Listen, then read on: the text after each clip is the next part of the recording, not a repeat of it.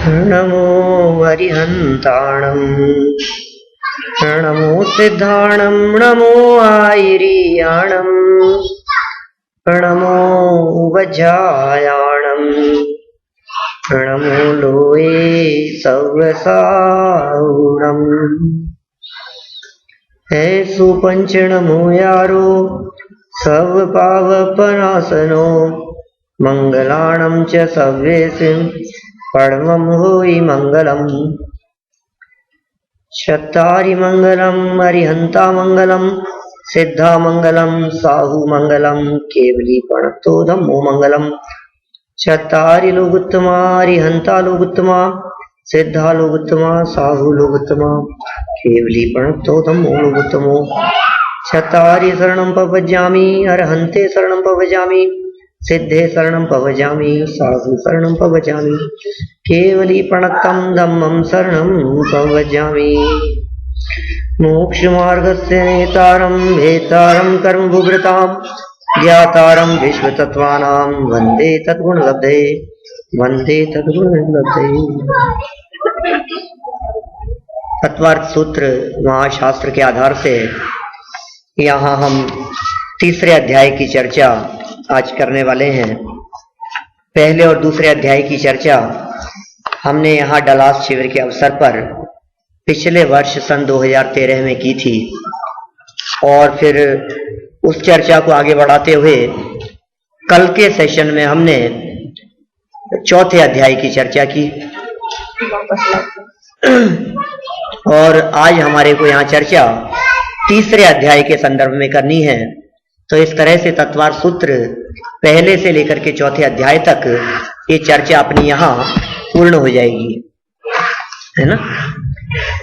देखिए तीसरा अध्याय, इस तीसरे अध्याय में जैन भूगोल का वर्णन किया है।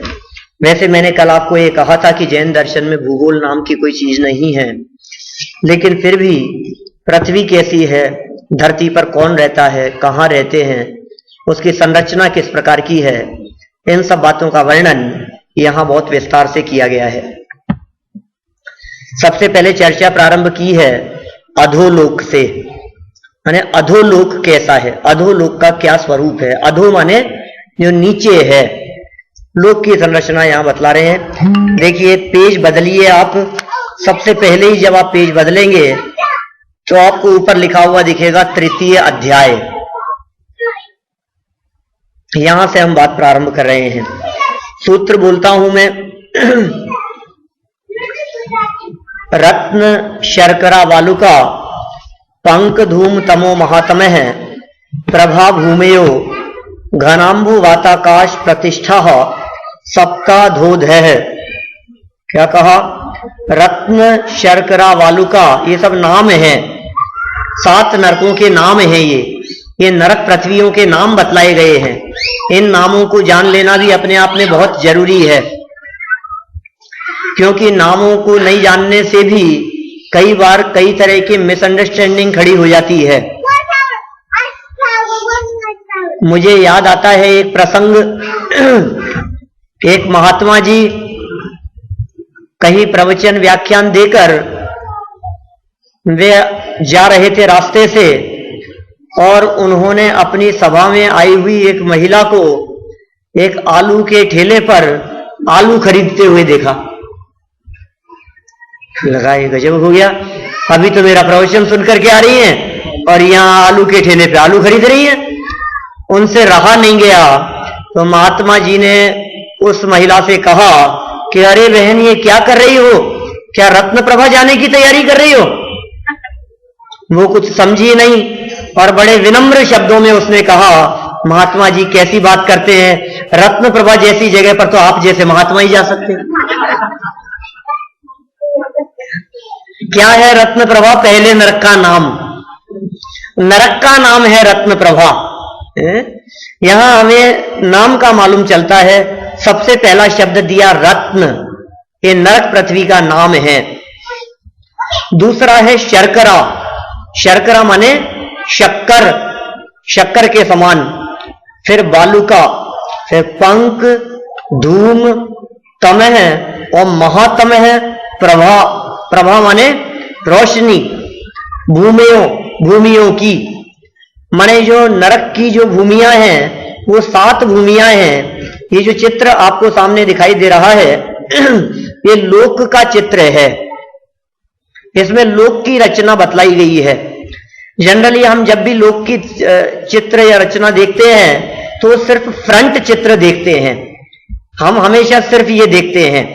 आपको या तो ऐसा दिखाई देगा ये बहुत प्राचीन चित्र है जो हमारे को एक पांडुलिपि से प्राप्त हुआ है। आप नॉर्मली ये चित्र देखते हैं लोक का, फ्रंट दिखता है ना, इसको जैन प्रतीक के रूप में कहा जाता है। हम सब जानते हैं, कहीं भी आप इस प्रतीक को देख सकते हैं। इस प्रतीक में जो कुछ भी ये रचना यहां दिखाई दे रही है यह रचना वास्तविक नहीं है क्योंकि ये तो फ्लैट हो गया लोक, ये पीछे भी फैला हुआ है।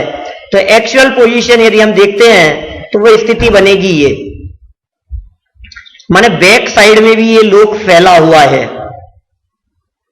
7 राजू पीछे तक भी इसका विस्तार है। मैं इसी को यदि और अधिक क्लियर करने की बात देखूं तो मैं कह सकता हूं ये स्थिति बहुत ज्यादा क्लियर है, जिसमें लोक का चित्र दिखाया है और न केवल लोक का चित्र दिखाया है अपितु इसमें बीच में एक स्काई ब्लू कलर में आपको एक नाड़ी सी दिखाई दे रही है। यह है त्रस नाड़ी। इसे क्या कहते हैं? त्रस नाली कहते हैं इसे। इसमें त्रस जीव रहते हैं। इस पूरी ये जो जहां कर्सर चल रहा है ना मेरा, ऊपर से लेकर के और नीचे तक सबको दिखाई दे रहा है, दिख रहा है ना इधर, ये त्रस नाड़ी है। इस त्रस नाड़ी में यहां मध्य में है मध्य लोक, बीच में यहां कर्सर है, बस इतने से हिस्से में बहुत बारीक बारीक आपको 5 मेरू पर्वत खड़े हुए से दिखाई दे रहे होंगे संभवतः, दिख रहे हैं कुछ, जहां जस्ट कर्सर रखा हुआ है ठीक वहीं। इससे ऊपर 2-2 के जोड़े से स्वर्ग हैं, जिन स्वर्गों की चर्चा हम कल कर चुके हैं 4थे अध्याय के आधार से। इसके नीचे देखिए आप, थोड़ा सा नीचे देखें अपन तो नीचे 7 पृथ्वियां बनी हुई है। ये 1 2 3 4 5 6 और 7, ये 7 पृथ्वियां हैं। इन 7 पृथ्वियों के नाम ये नरक पृथ्वियां कहलाती है। इनमें नारकी जीव रहते हैं। इन पृथ्वियों के नाम इस सूत्र में बतलाए गए हैं। क्या नाम बतलाए? रत्न, ये देखिए लास्ट में पहली ही लाइन के लास्ट में लिखा है प्रभा। ये प्रभा शब्द सबके साथ में जोड़िए, सूत्र देखिए अपनी बुक्स में, प्रभा शब्द सबके साथ में जोड़ना। तो पहली का नाम हो गया रत्न प्रभा, दूसरी शर्करा प्रभा, बालुका प्रभा, पंक प्रभा, धूम प्रभा, तम प्रभा और महातम प्रभा, भूमियों, ये सब भूमियां हैं। इतना ही नहीं, फिर आगे कहा घनांबु वाताकाश प्रतिष्ठा सप्ताह अधोध है। क्या कहा? घनांबु वात आकाश प्रतिष्ठा, माने जल मिश्रित हवा और हवा आकाश, इन सब के आधार से ये सभी पृथ्वियां टिकी हुई है। प्रतिष्ठा माने उनका आधार होना, और सप्ताह अधोअध है, ये 7 पृथ्वियां एक के नीचे एक है। बराबर है? 7 पृथ्वियां कही और 7 पृथ्वियां एक के नीचे एक कही, माने पहली पृथ्वी यहां से शुरू होगी, यहां पहली पृथ्वी, फिर यहां दूसरी पृथ्वी, फिर यहां तीसरी पृथ्वी, ऐसे इस तरह से एक एक पृथ्वी नीचे नीचे है। पहली पृथ्वी में पहला नरक, दूसरी पृथ्वी में दूसरा नरक, इस तरह से 7 नरक पृथ्वियां हैं जहां नारकी जीव रहते हैं। फिर प्रश्न किया कि ये नरक हैं कितने? क्या? तो इन्होंने कहा तासु 63 पंचविंशति 15 10 3। आप स्क्रीन पे देखते रहेंगे अब हाँ सूत्र देखिए, हाँ वही तो मैं कह रहा हूं, अभी तो सूत्र देखिए आप। तासु मतलब उनमें, उन नरक पृथ्वियों में 63 माने 30, पंचविंशति माने 25, फिर 15 माने 15 है, फिर 10 माने 10, फिर 3 माने 3, फिर पंचौन एक, एक में 5 कम, एक में से 5 कम कैसे होंगे? आगे कहा शत सहस्त्राणी, शत सहस्त्राणी का मतलब शत माने होता है 100, सहस्त्र माने होता है 1000, 100,000 का मतलब होता है लाख। तो ये पूरे का अर्थ निकलेगा कि तासु 63 मतलब 30 लाख। इनमें बिल बतला रहे हैं नरकों में, पहली नरक पृथ्वी पर कितने बिल हैं, यहां ये वो बात बतला रहे हैं। तो कहा पहली नरक पृथ्वी में कितने बिल हो गए? 30 लाख बिल हैं। ये नरक का चित्र है, बिल्कुल नीचे अधो पार्ट का, नीचे वाले पार्ट की रचना है ये, अधोलोक की रचना ऊपर लिखा हुआ है। तो पहली नरक पृथ्वी में 30 लाख बिल हैं। बिल माने नारकियों के रहने के ऐसे स्थान होते हैं जो बिल्कुल अंधेरे कुएं के समान होते हैं और ऊपर ऐसे छत्ते जैसा होता है, ढके हुए होते हैं। वहां नारकी जीव का जन्म होता है और वहां से बिल्कुल नीचे गिरते हैं बिल में, और वहां फिर बहुत दुख और कष्ट भोगते हैं। तो पहले नरक में 30 लाख, फिर कहा पंचविंशति माने 25 लाख, फिर पंचदश माने 15 लाख, 10 लाख, 3 लाख, 1 लाख में 5 कम, और 7वें नरक में 5 बिल ही हैं यथा क्रमम। यह बात क्रम से जाननी चाहिए।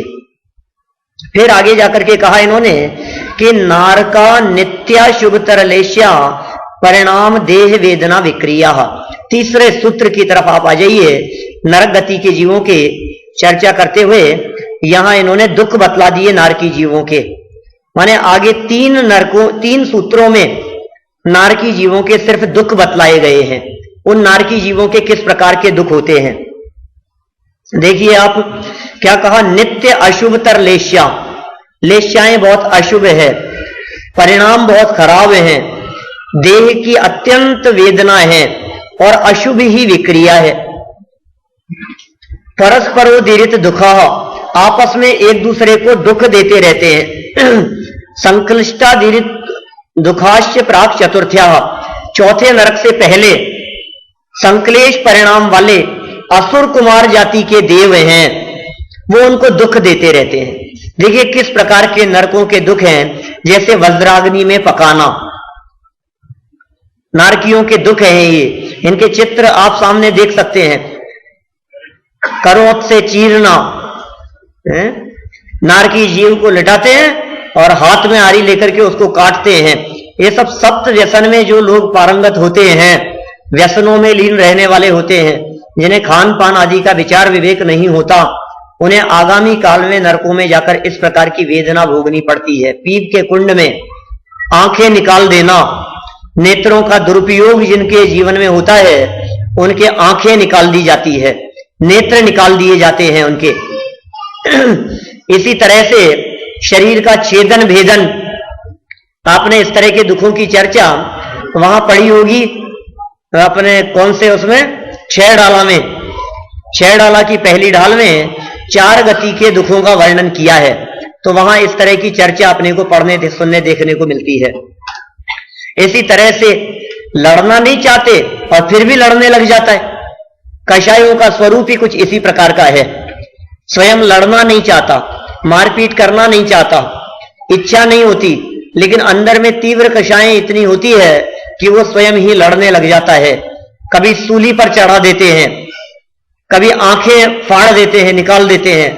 और 6 डाला की ये पंक्तियां तो सबने अनेक बार सुनी है। 3 लोक को नाज जुखाए, मिटे न भूख कणा न लहाए। ये जो आपको स्काई ब्लू कलर में दिखाई दे रहे हैं, ये सब असुर कुमार जाति के देव हैं। और ब्लैक कलर में जो बने हुए चित्र दिखाई दे रहे हैं, ये सब नारकी जीव हैं। चारों तरफ भोजन सामग्री दिख रही है, भोजन करना चाहता है, भूख तो इतनी है कि तीनों लोगों का भोजन कर ले वे, लेकिन खाने के लिए एक अन्न का दाना भी नहीं मिलता। प्यास की भी यही स्थिति है। सिंधु नीर ते प्यास न जाए, तो पण एक ना बूंद लहाए। चिर प्यास के दुख बतलाए गए। उसने पानी का भरा हुआ घड़ा हाथ में दिया पीने के लिए, या पीने लगा तो उसको नीचे गिरा दिया। बैल बना करके जोत दिया जाता है, वो देव उसके ऊपर चलते हैं, असुर कुमार अधिक, और इनको जोत देते हैं। इसी तरह से घानी में पेलना नारकियों के द्वारा, उष्णता के दुख, ऐसे ऐसी उष्णता के दुख होते हैं कि सुमेरु पर्वत के समान लोहे का गोला भी पिघल जाए वहां। इसी तरह से सर्दी के दुख भी इसी प्रकार के हैं कि पारे के समान पूरा शरीर पिघल जाए। सेमर के वृक्ष होते हैं, गर्मी से बचने के लिए वो नारकी वृक्ष के नीचे जाकर के बैठे तो वृक्ष के पत्ते भी इस प्रकार होते हैं जो शरीर के टुकड़े टुकड़े कर देवे, शरीर को छेदन भेदन कर देवे, छलनी कर देवे। तलवार की धार से भी ज्यादा पैनी होती है उन पत्तों की धार। सर्दी के दुख, शरीर बिल्कुल पिघल जाता है, क्षार क्षार हो जाता है, जिस तरह से नमक सर्दियों में पानी हो जाता है। नरक की भूमि का स्पर्श करते ही ऐसी वेदना होती है मानो करोड़ों बिच्छुओं ने एक साथ डस लिया हो। नींद नहीं आती, अनेक सागरों तक, बहुत सागरों पर्यंत, कितने लंबे काल तक। देखिए ये आगे कह रहे हैं, आगे वाला सूत्र 6 नंबर के सूत्र में चर्चा की इन्होंने आगे। ये हो गया ना, परस्परोदित दुखा, एक दूसरे को दुख देते हैं। फिर कहा संक्लिष्टा असुरोदीरित दुखाश्च प्राक चतुर्थ्या। संक्लिष्टा माने संक्लेश परिणाम वाले, असुरोदीरित और निकलेगा इसमें से, असुर कुमार जाति के देवों के द्वारा ये दुख दिए जाते हैं। और प्राक चतुर्थ्या, चौथे नरक के पहले पहले तक ये सब दशा दिखाई देती है। ये दुख ये जीव कब तक भोगता है, कितने लंबा काल तक इस जीव को ये दुख भोगने को मिलते हैं? तो कहा उम्र बतलाई है फिर आगे 6 नंबर के सूत्र में। नारकी जीवों को ये दुख कितने लंबे समय तक भोगने पड़ते हैं। यहां तो हमने चित्र के माध्यम से सिर्फ एक ही लाइन दे दी है कि ये दुख बहु सागर लो सहे, लेकिन कितने सागरों तक ये जीव दुख भोगता है इसका चित्रण किया है त्रेष्वेक। त्रेषु एक माने उनमें एक सागर, अंतिम शब्द दिया है सागरोपमा सत्वानाम परा स्थिति, माने ये सब सागर बतला रहे हैं यहां पर। क्या कहा? त्रेषु एक, उनमें एक सागर, त्रि माने 3 सागर, सप्त माने 7 सागर, फिर 10 माने 10 सागर, सप्तदश माने 17 सागर, द्वाविंशति माने 22 सागर, त्रयस्त्रिंशत माने 33 सागरोपमा सत्वानाम परा स्थिति।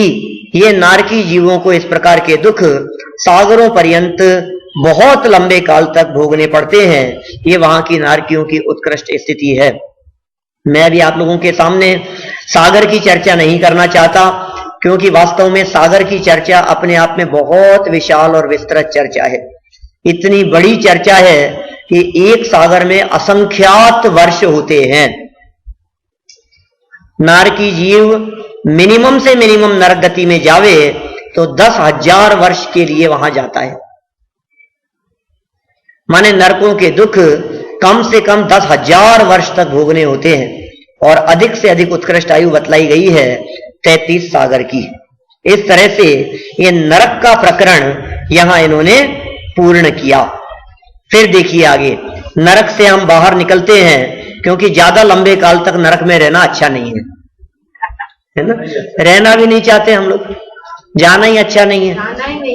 हाँ, जाना नहीं चाहता, नरक कोई नहीं जाना चाहता, लेकिन जाना पड़ता है। काम ऐसे करते हैं कि नरक जाएं, और जाना चाहता कोई नहीं है। देवगति में सब जाना चाहते हैं और काम वैसे कोई करता नहीं है। मतलब बड़ी विचित्र दशा है यहां के जीवों की। हैं तो हम पंचम काल के, और भोग विलास तो ऐसे चाहते हैं जैसे चौथे काल वालों के मिल जाए हमारे को, और परिणाम ऐसे रखते हैं जैसे छठे काल वालों के हो। क्या हालत है। चलिए हम चलते हैं यहां से मध्य लोक की ओर। मध्य लोक का क्या स्वरूप है? तो सबसे पहले ये कहा कि मध्य लोक में असंख्यात द्वीप और असंख्यात समुद्र हैं। मध्य लोक की रचना कैसी है? असंख्यात द्वीप और असंख्यात समुद्र हैं। ये असंख्यात द्वीप और समुद्र सभी गोलाकार हैं, एक दूसरे को घेरे हुए हैं, राउंड शेप में है।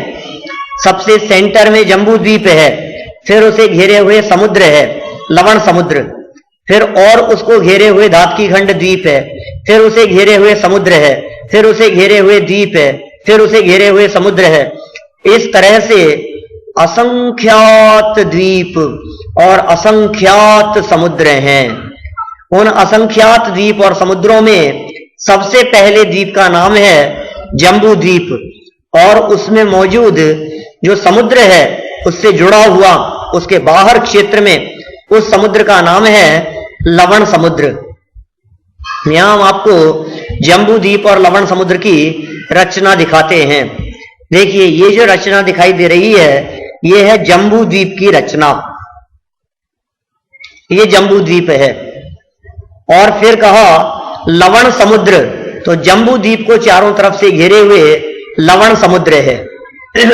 आपको कुछ अंतर दिखाई दे रहा है? ये जो रचना दिखाई दे रही थी आपको चारों तरफ नहीं देखना, सिर्फ गोलाकार रचना को देखना है। सेंटर में जो गोला दिखाई दे रहा है ये है जम्बू द्वीप। इस जम्बू द्वीप को चारों तरफ से घेरे हुए है लवण समुद्र जो जम्बू द्वीप के बाहर है, चारों तरफ घेरे हुए है और जम्बू द्वीप से दुगने विस्तार वाला है। देखिए 7 नंबर के सूत्र में लिखा जम्बू द्वीप लवणोदादयः शुभ नामानो द्वीप समुद्राः, माने जम्बू द्वीप और लवण समुद्र आदि शुभ नामों वाले द्वीप और समुद्र हैं। फिर कहा द्वीर द्वीर विष्कंभा, दुगने दुगने विष्कंभ वाले हैं, दुगने दुगने विस्तार वाले हैं।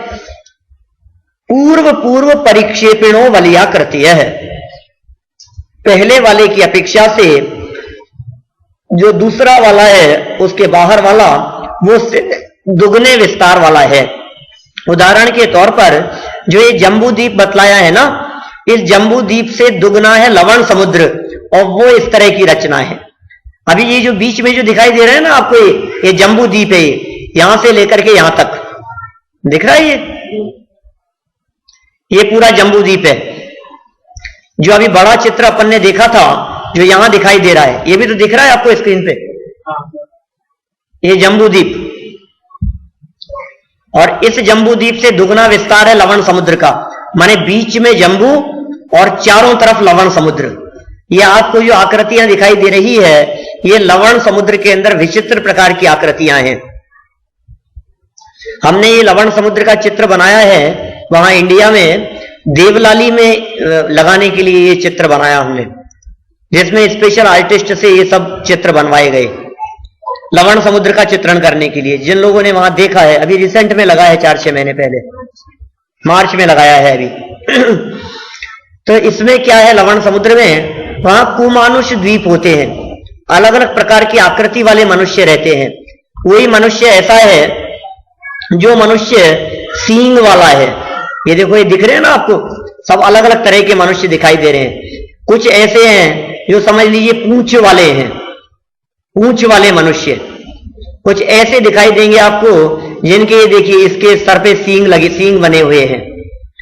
कुछ ऐसे जिनके कान इतने लंबे हैं, वास्तव में चित्र में तो हम दिखा नहीं सकते थे, लेकिन इतने लंबे कान होते हैं कि वे अपने कान को बिछाएं, उसके ऊपर सो जाएं और दूसरे कान को ओढ़ लेवे।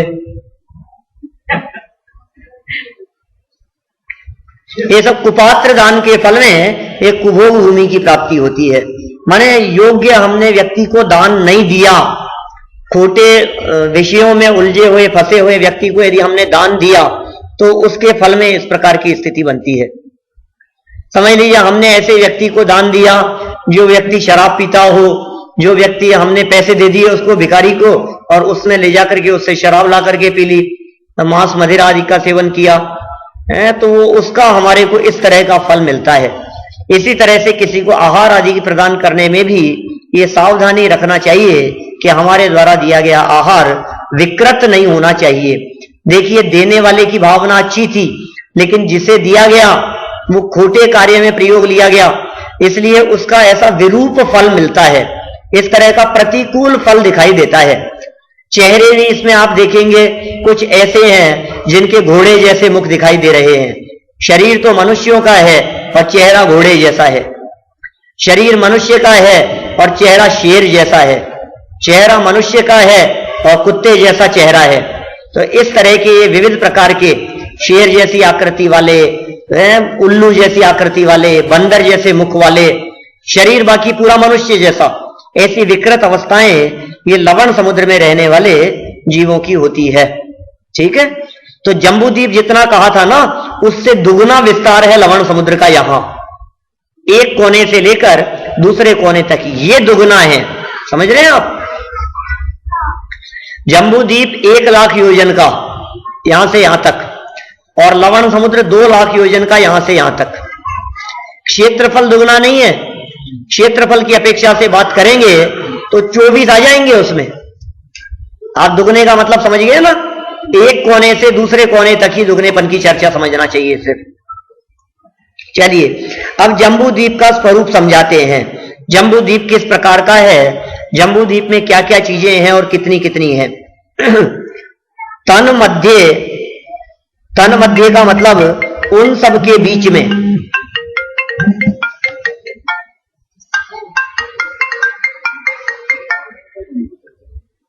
इन सब के बीच में क्या दशा होगी। तो जम्बूद्वीप है किन सब के बीच में, असंख्यात द्वीप समुद्रों के बीच में। माने आपको ध्यान है ना, अभी अपन ने ये चित्र देखा था मध्य लोक का। देखो मैं आपको वापस एक बार स्थिति बतला दूं। ये जो 3 लोक वाला चित्र है, ये 3 लोक, इस 3 लोक के बीच में यहां पर इस जगह पर एक ट्रे डाल दीजिए आप 1 बाय 1 की, बिल्कुल स्क्वायर चौकोर। तो वो जो प्लेट डालेंगे आप, वो प्लेट आपको आड़ी करने पर ऐसी दिखाई देगी, मध्य लोक। समझ में आ रही है कोई बात। लोक की रचना किस प्रकार की, इस तरह की। इसमें मध्य लोक कहां है, ये है बीच में इस तरह का। अब इस बीच वाले मध्य लोक को जो एक लाइन में दिख रहा है, इसको यदि हम आड़ा करके निकालें तो ये गोल गोल निकल करके द्वीप समुद्र आ जाएंगे। उस ट्रे को निकाला और फिर पिक्चर लिया ऊपर से। कुछ समझ में आ रही है आपको, कुछ बात समझ में आ रही है कि नहीं, थोड़ी थोड़ी आ रही है कि पूरी आ रही है, थोड़ी आ रही है, पूरी तरह से नींद आ रही है। मैंने क्या पूछा था, क्या अच्छा समझ में पूछा था क्या मैंने, फिर ठीक है।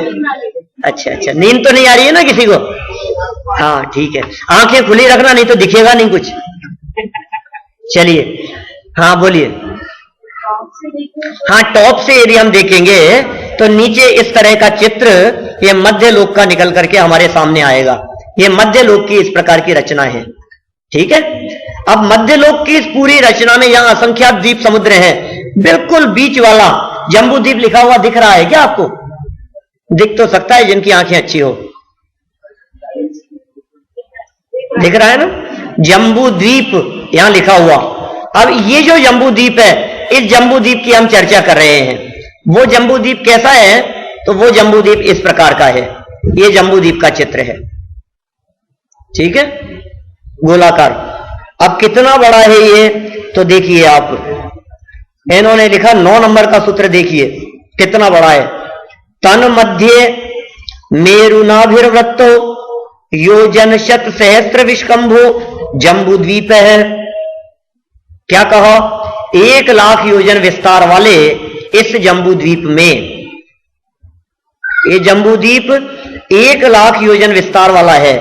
इसमें नाभि के समान सुमेरु नाम का पर्वत है। तन मध्य, उसके बीच में मेरु अर्थात मेरु पर्वत, नाभि वृत्तो, नाभि के समान गोलाकार है। योजन शत सहस्त्र, 1 लाख, शत सहस्त्र का मतलब तो अभी पहले भी बतलाया था। शत माने 100 और सहस्त्र माने 1000, तो 100,000 माने 1 लाख योजन विस्तार वाला ये जम्बूद्वीप है। अब इस जम्बूद्वीप में क्या क्या हैं, तो सबसे पहले इसमें कहा 7 क्षेत्र हैं। कौन कौन से 7 क्षेत्र हैं, तो आगे वाले सूत्र में उन क्षेत्रों के नाम बतलाए हैं। भरत हेमवत हरिविदेह रम्यक हैरण्यवतैरावत वर्षः क्षेत्राणि, ये सब क्षेत्र बतला दिए और इन क्षेत्रों के नाम बतला दिए। क्या क्या है, भरत, हेमवत, हरि, विदेह, रम्यक, हैरण्यवत और ऐरावत। क्या आपको यहां स्क्रीन पर इन सब के नाम दिखाई दे रहे हैं, नहीं दिख रहे, अभी कैसे दिखेंगे इतने बड़े चित्र में? अभी मैं दिखाऊंगा तो दिखेंगे ना। देखिए, सबसे पहले यहां देखिए आप, यहां भरत क्षेत्र दिख रहा है? अब दिख गया। पीछे वालों को दिखाई देता है क्या? नहीं दिखता तो पीछे काहे को बैठते हो?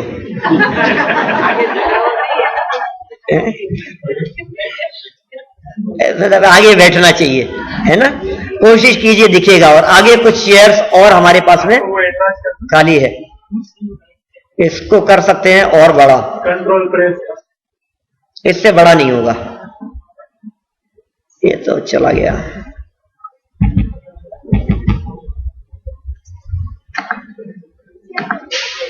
ये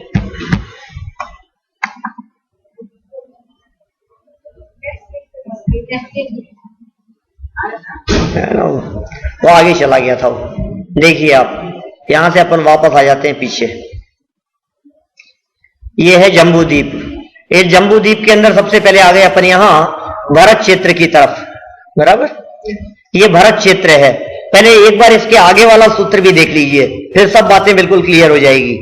आगे वाला सूत्र लिखा है तद विभाजन है, माने ये जो 7 क्षेत्रों के नाम अभी पिछले सूत्र में बतलाए हैं, उनको विभाजित करने वाला पूर्वापरायता, पूर्व और अपर, माने पूर्व और पश्चिम फैले हुए, माने ये दिशा है पूर्व दिशा, राइट साइड वाली पूर्व दिशा होती है, लेफ्ट साइड वाली पश्चिम दिशा होती है।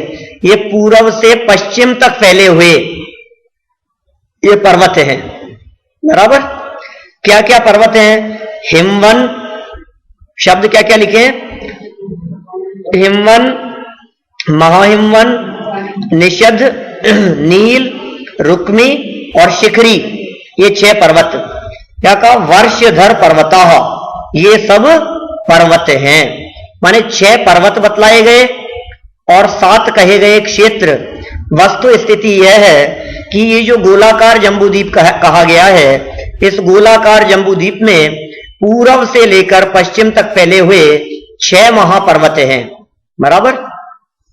1, 2, फिर ये 3, फिर इसके बाद में यहां 4, फिर ये 5 और ये 6। इन 6 पर्वतों के कारण ये जम्बूद्वीप 7 भागों में बट गया।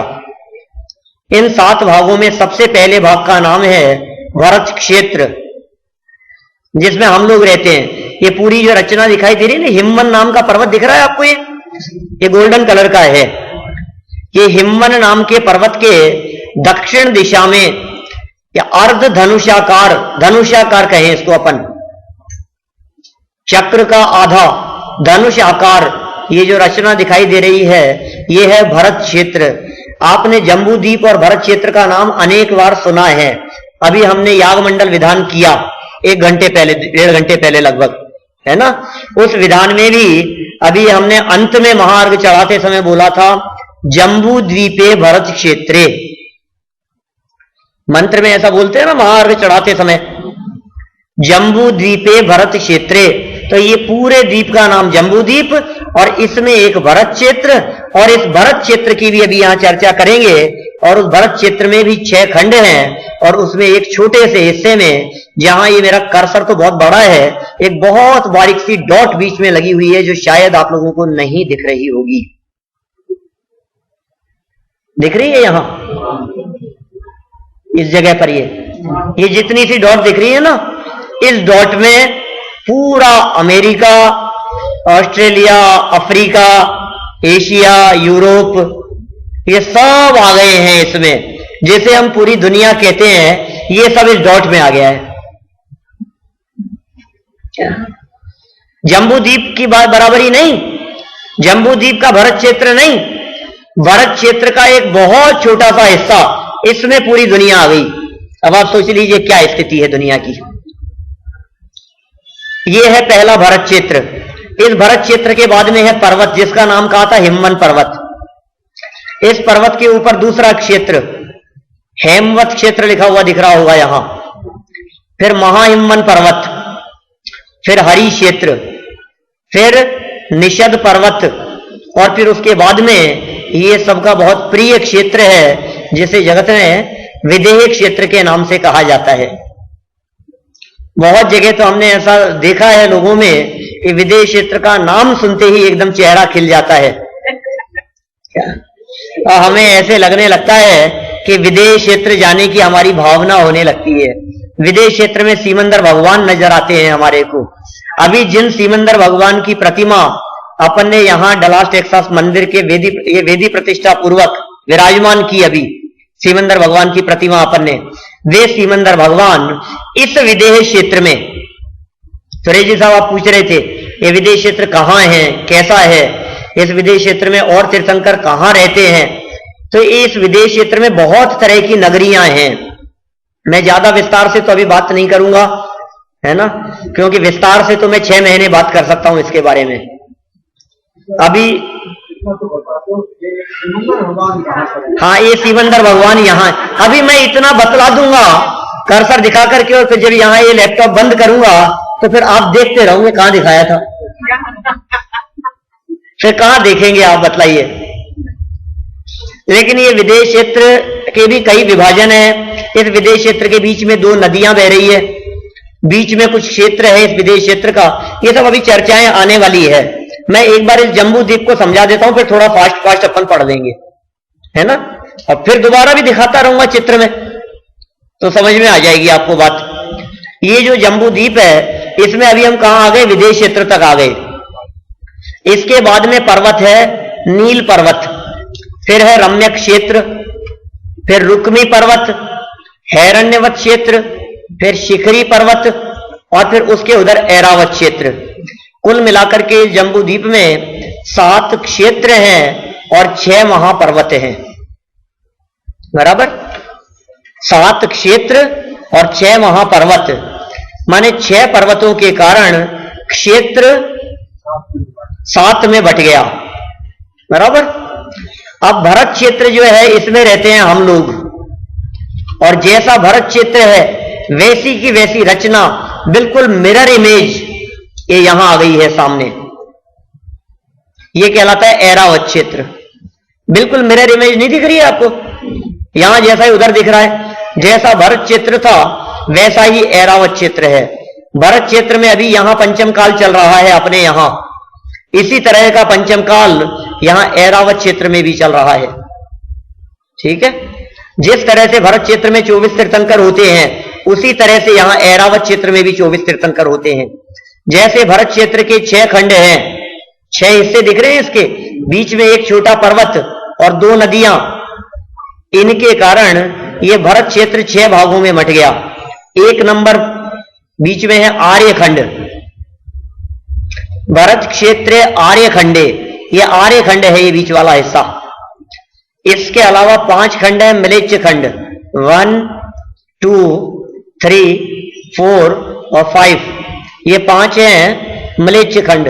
तो 5 म्लेच्छ खंड और 1 आर्यखंड, इस तरह से 6 खंड हैं भरत क्षेत्र के। आपने कई बार सुना है कि चक्रवर्ती 6 खंड का अधिपति होता है, सुना है आपने? चक्रवर्ती 6 खंड का स्वामी होता है। इसका मतलब है वो पूरे भरत क्षेत्र का स्वामी है। हमारी दुनिया कितनी सी थी, अब आप समझ लीजिए चक्रवर्ती का वैभव कितना होता है। हमारी दुनिया तो कुछ भी नहीं है यहां, क्योंकि ये तो इस डॉट बराबर थी। अब पूरा आर्यखंड और 5 म्लेच्छ खंड और सब मिलकर के चक्रवर्ती सम्राट, सबका शासक। इसलिए मैंने कहा था कि ओबामा जी तो कुछ नहीं है उस चक्रवर्ती के सामने, है ना। चलिए दूसरी बात करें अपन ऐरावत क्षेत्र की। सेम पोजीशन वहां की भी है। चक्रवर्ती यहां 6 खंड जीत लेने के पश्चात अपना नाम, हाँ कर सकता है, करता ही है, साथ में सेना भी करती है। अरे उसकी रानियां होती है, ससुराल है उसका दूसरे खंडों में। हाँ, चक्रवर्ती और उसके साथ में जाने वाले लोग, अलग से कोई नहीं जा सकता।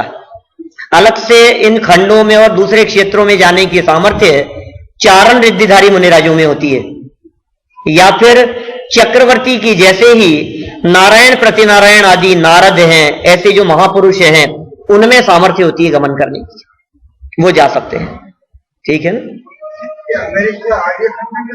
सब आर्यखंड में ही है साहब। जहाँ जैन मंदिर हैं, प्रतिष्ठा हो रही है, हम लोग तत्व चर्चा कर रहे हैं यहाँ अमेरिका में बैठ करके, ये सब आर्यखंड ही। ये मलेच्छ खंड नहीं है। हम लोग यहाँ मलेच्छ खंड में नहीं बैठे हैं अभी। हमारा ये डलास नगर भी आर्यखंड में ही है, ठीक है ना। पूरा अमेरिका आर्यखंड में ही है। ये पूरी दुनिया ये आर्यखंड का ही हिस्सा दिखाई देती है। बहुत बड़ा है क्षेत्र। अभी हम देखेंगे ये जो भारत क्षेत्र का विस्तार है, ये पूरा विस्तार एक कोने से दूसरे कोने तक कहा है 526 योजन। ये 526 योजन का विस्तार का है, यहां से लेकर के यहां तक। नॉर्थ साउथ यदि अपन इसको नापेंगे तो 526 योजन है। एक योजन लगभग 6000 किलोमीटर का होता है, 4000 मील है, ऐसा मान लीजिए आप। एक योजन, क्योंकि आपके यहां तो मील चलता है ना, तो एक योजन 4000 मील का होता है। अब पूरी दुनिया को यदि नॉर्थ साउथ यदि अपन नापते हैं तो 3 योजन में आ जाती है व्यक्ति।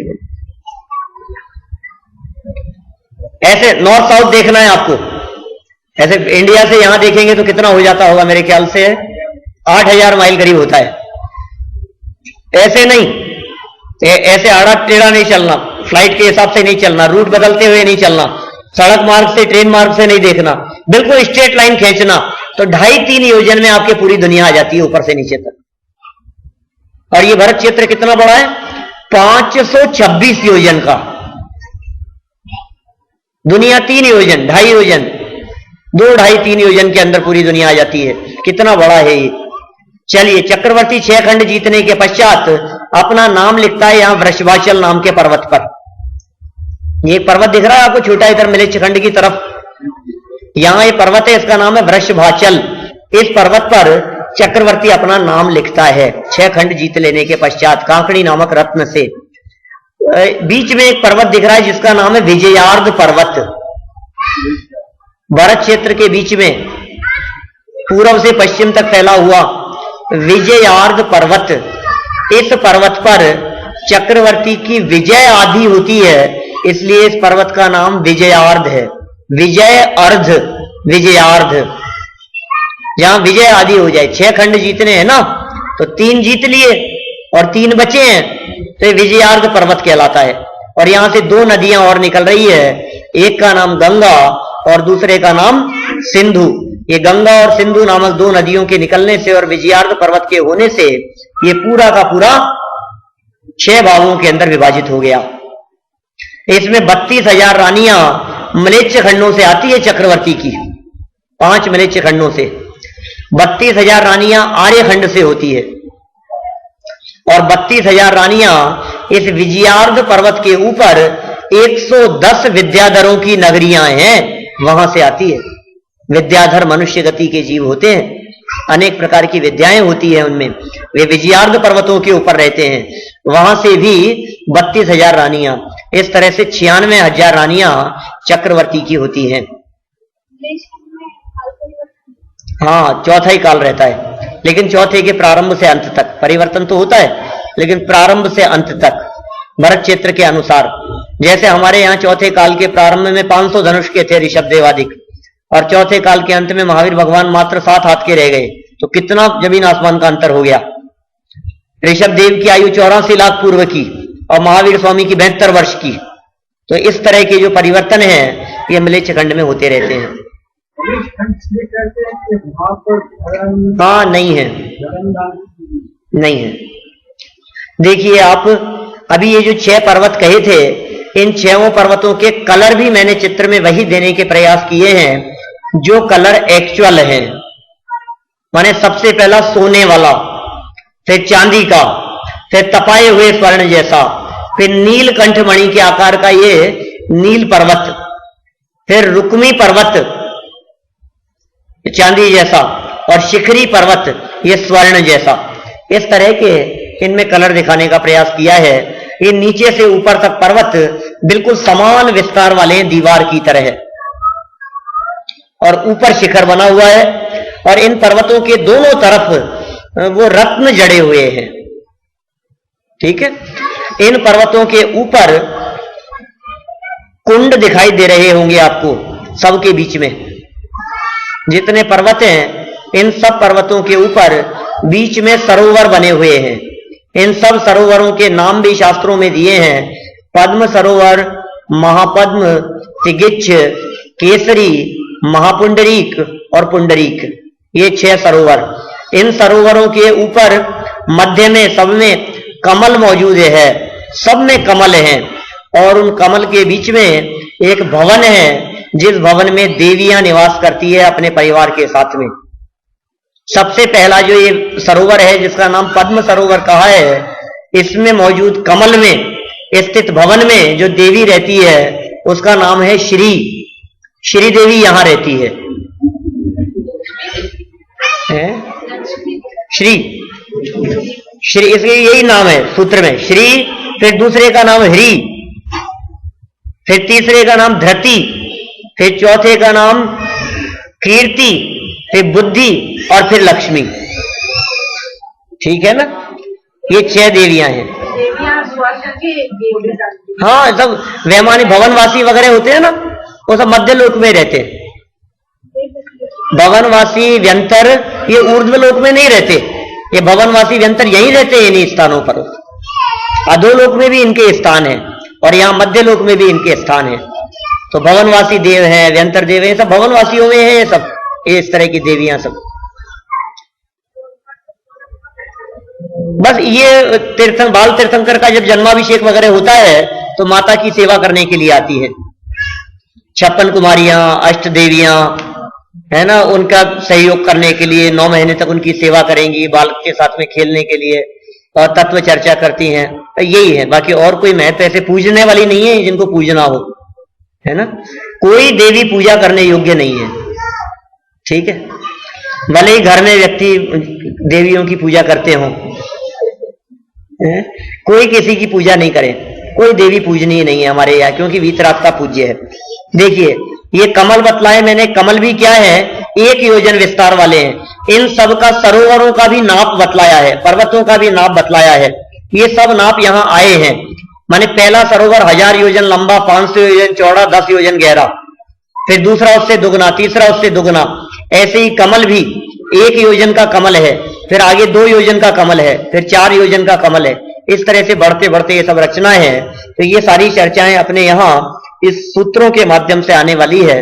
देखिए मैं कुछ सूत्र पढ़ता हूं, आपको कोई बात और नई आएगी तो इस चित्र के माध्यम से दिखाऊंगा। मैं सूत्र बोलूंगा, आप सूत्र देखेंगे, और जब अर्थ बोलूंगा तो आप यहां स्क्रीन पर देखेंगे, प्रोजेक्टर पर, कि ये कहां है। तो देखिए सूत्र, देखिए कहां से बोलना है सूत्र। 10वां 11वां हो गया।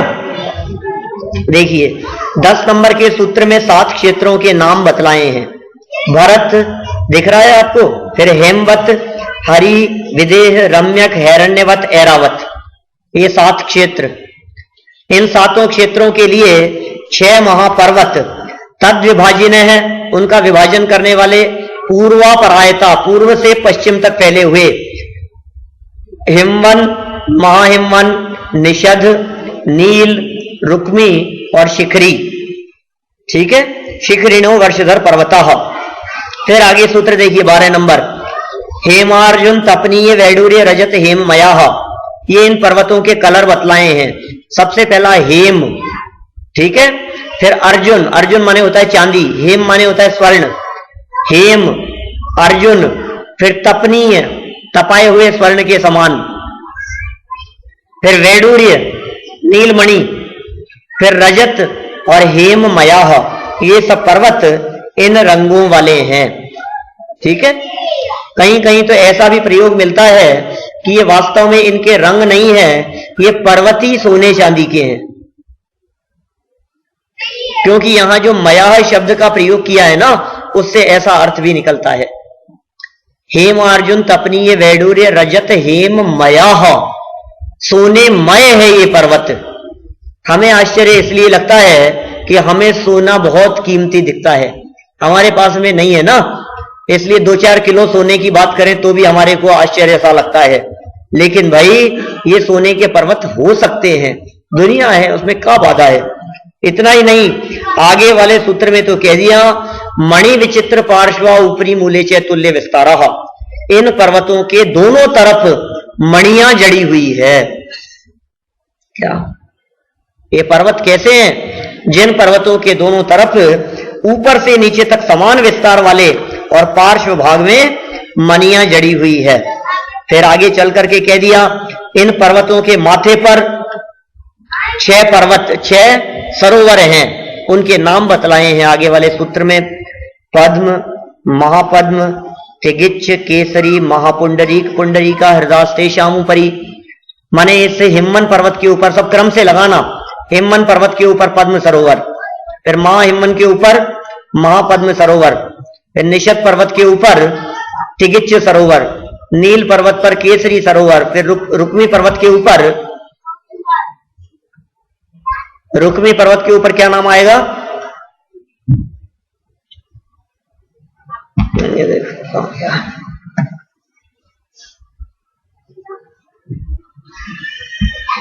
कौन सा नाम आया? महापुंडरीक। और शिखरी पर्वत के ऊपर पुंडरीक सरोवर। चलिए, ये सरोवरों के नाम बतला दिए यहां 14 नंबर सूत्र। फिर 15 नंबर सूत्र में कहते हैं इन सरोवरों की लंबाई चौड़ाई। प्रथमो योजन सहस्त्रायामस्तदर्ध विष्कंभो हृदय है। माने पहला सरोवर कैसा? योजन सहस्त्र आयाम, 1000 तो उसका आयाम है, और तद अर्ध विष्कंभो, और उसका आधा विष्कंभ है। माने 1000 योजन लंबा और 500 योजन चौड़ा है। 10 योजनावगाह है, 10 योजन की उन सरोवर की गहराई है। ये सिर्फ पद्म सरोवर की बात कर रहे हैं, पहले वाले की। तन मध्य योजनम पुष्करम, उसके बीच में एक पुष्कर है, एक कमल है जो 1 योजन विस्तार वाला है। तन मध्य योजनम पुष्करम। फिर तद द्विगुण द्विगुणा हृदय पुष्कराणी च, आगे यहां से दुगना, सरोवर भी दुगना है, लंबाई चौड़ाई गहराई सब दुगनी है, और उसमें कमल भी डबल विस्तार वाला है। तो तद द्विगुण द्विगुणा, दुगना दुगना, हृदय माने सरोवर, और पुष्कराणी च, सरोवर भी और कमल भी, पुष्कर माने कमल। फिर तन निवासिन्यो देव्य है, उस कमल में स्थित जो भवन है उसमें देवियां जो रहती है उनके नाम बतला रहे हैं। तन निवासिन्यो देव्य है, उनमें निवास करने वाली देवियां श्री, सबसे पहली श्री देवी, फिर हरि देवी, फिर धरती देवी, फिर कीर्ति देवी, फिर बुद्धि देवी, और अंतिम सरोवर में स्थित कमल में रहने वाली लक्ष्मी देवी। पल्योपम स्थित है, एक पल्ले की उनकी आयु है। ससामानिक परिषद कहा, सामानिक जाति के, परिषद जाति के देवों के माध्यम से वे वहां रहती है। ये जो सरोवर बतलाए गए हैं, इन सभी सरोवरों से नदियां बहती है। आपने नाम सुने? गंगा, सिंधु, रोहित, रोहितास्या, हरित, हरिकांता, सीता, सीतोदा, नारी, नरकांता, स्वर्णकूला, रूप्यकूला, रक्ता, रक्तोदा। ये सब 14 नदियां हैं। ये 7 क्षेत्रों में कुल मिलाकर ये 14 नदियां बहती है। क्या 7 क्षेत्र, और इन 7 क्षेत्रों में बहने वाली ये 14 नदियां। भरत क्षेत्र में बहती है गंगा और सिंधु, ठीक है। फिर आगे वाले क्षेत्र में जो स्काई ब्लू कलर में जो दिखाई दे रही है ना, ये सब नदियां हैं।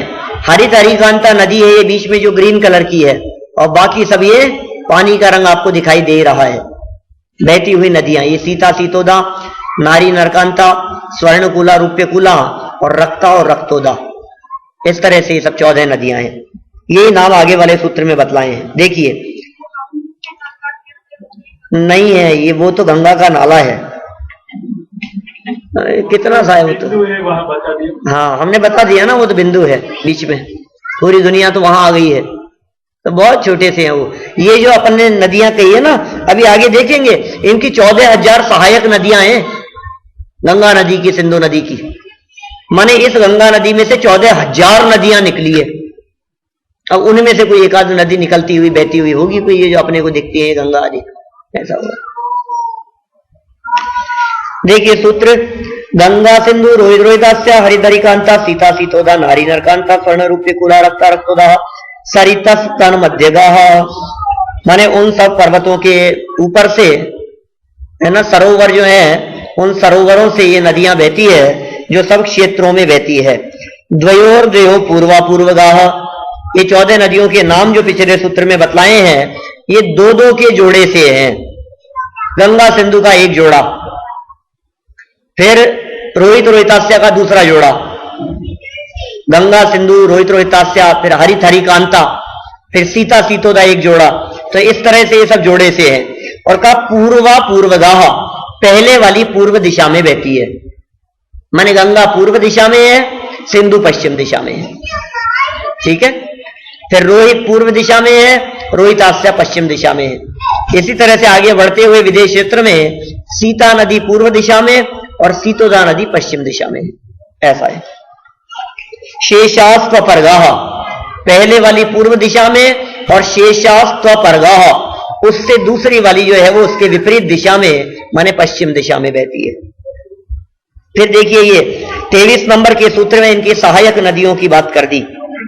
चतुर्दश नदी सहस्त्र परिवृत्ता, 14,000 नदियां, चतुर्दश नदी, 14 नदी, सहस्त्र माने 1000, चतुर्दश नदी सहस्त्र माने 14,000 नदियां, गंगा सिंधुआदयो नद्य है।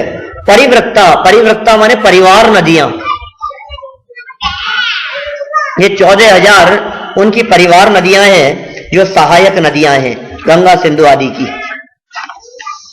चलिए अब वापस आते हैं हम लोग भरत क्षेत्र तक। भरत क्षेत्र का विस्तार बतलाते हैं अब यहां मूल सूत्र में, 24 नंबर सूत्र में। सिर्फ सूत्र देखें, भरत है माने भरत, षड्विंशति पंचयोजन शत विस्तार है, षट चैकोन विंशति भागा योजनस्य। क्या कह दिया इसमें? षड्विंशति, षड माने 6, विंशति माने 20, 26। ठीक है। भरत है षड्विंशति माने 26, पंचयोजन शत विस्तार है, पंचयोजन शत माने 500 योजन, 26 पहले लिखा था। षड्विंशति पंचयोजन शत माने 526 योजन। ठीक है। भरत है षड्विंशति पंचयोजन शत विस्तार, ये तो हो गया 526 योजन। फिर कहा षट माने 6, च माने और, एक ऊनविंशति माने 19, माने 6 के 19, भागा भाग करो योजनस्य माने 6/19, माने 526 योजन और 6/19 योजन, है ना। इतना विस्तार भरत क्षेत्र का है। इतना ही नहीं, आगे के जो क्षेत्र हैं और पर्वतें हैं वो सब दुगने दुगने विस्तार वाले हैं। माने भरत क्षेत्र से तद्विगुण द्विगुण विस्तारः वर्षधर वर्षा विदेहांता। तत् माने उससे, द्विगुण द्विगुण, दुगना दुगना, विस्तारः विस्तार, उससे दुगना दुगना विस्तार, वर्षधर वर्षा विदेहांता, पर्वतों का और क्षेत्रों का। कहां तक? कि विदेह तक। माने भरत क्षेत्र तो 526 योजन का, उसके बाद में जो पर्वत है वो दुगना, उससे क्षेत्र आधा, मतलब क्षेत्र दुगना, फिर पर्वत उससे भी दुगना, फिर क्षेत्र उससे भी दुगना, फिर पर्वत उससे भी दुगना, फिर उससे दुगना विदेश क्षेत्र। माने विदेश क्षेत्र तक ये सभी क्षेत्र दुगने दुगने होते गए हैं। फिर उससे आगे बोले आधे आधे होते गए, है ना। उत्तरा दक्षिण तुल्या, भरत क्षेत्र से लेकर विदेश क्षेत्र तक बतला दिया हमने दुगने दुगने होते हुए, और विदेह के बाद में कह दिया अब जो उत्तर दिशा है वो दक्षिण तुल्या, दक्षिण के समान है, मिरर इमेज। फिर अब इनके काल परिवर्तन के बारे में बतला दिया। भरत ऐरावत वृद्धि ह्रासौ, भरत और ऐरावत क्षेत्र में वृद्धि और ह्रास षट समयाभ्याम 6 बार होती है।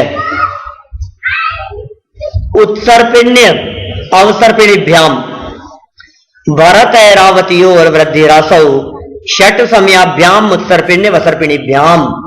भरत और ऐरावत क्षेत्र में 6 समयों में क्या वृद्धि और ह्रास होता रहता है उत्सर्पणी और अवसर्पणी में।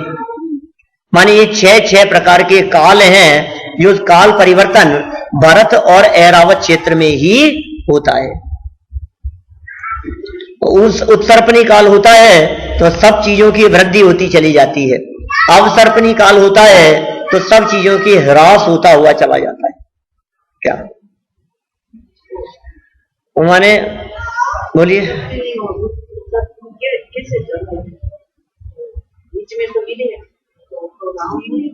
नहीं, कौन चलता है? ये क्या चीज है जिसको चलने की कह रहे हैं हम? वो कहाँ है काल? ये किसका नाम है? काल का मतलब 2014 चल रहा है अभी, ये काल है। ये कहां चल रहा है? किसी जगह पे चल रहा है? वर्त रहा है, समय है ना, ये तो वर्तन हो रहा है उसका। तो अभी जो काल चल रहा है ये पंचम काल चल रहा है इस भरत क्षेत्र में, ठीक है। अब ये पंचम काल जब पूरा हो जाएगा तो फिर यहां भरत क्षेत्र में छठा काल चलेगा, ठीक है। लेकिन दूसरी जगहों पे कहीं इस तरह का काल परिवर्तन नहीं होता, भरत में होता है और ऐरावत क्षेत्र में होता है बस। हाँ, वो चौथा काल, वहां हमेशा ही चौथा काल रहता है।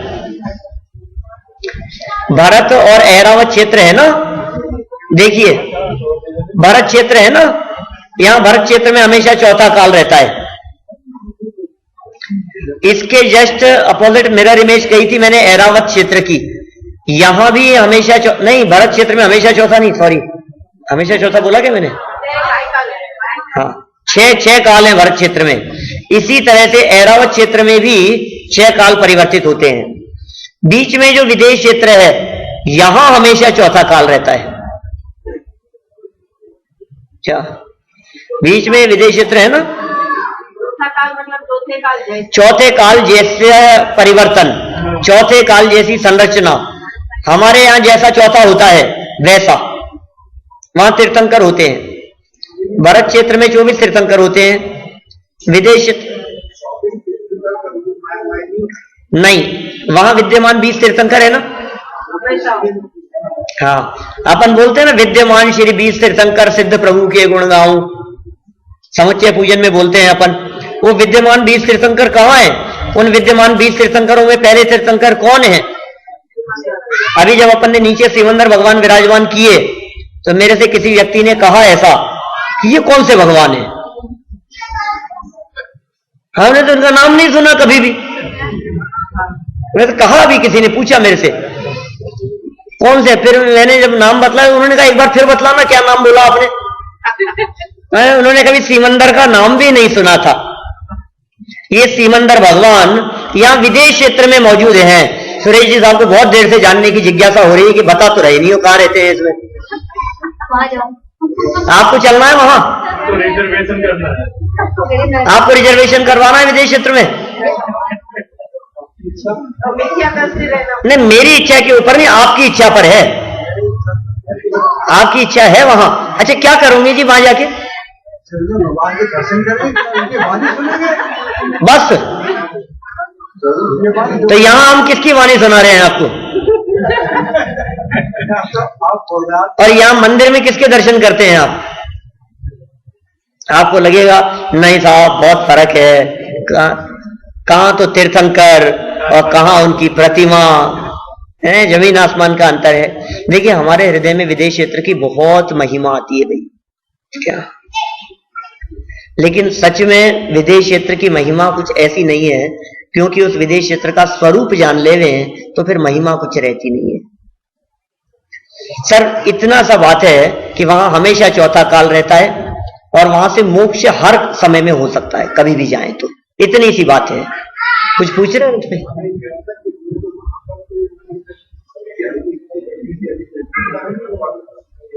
वो होते रहते हैं, बहुत हो गए हैं, ये तो नहीं हुए।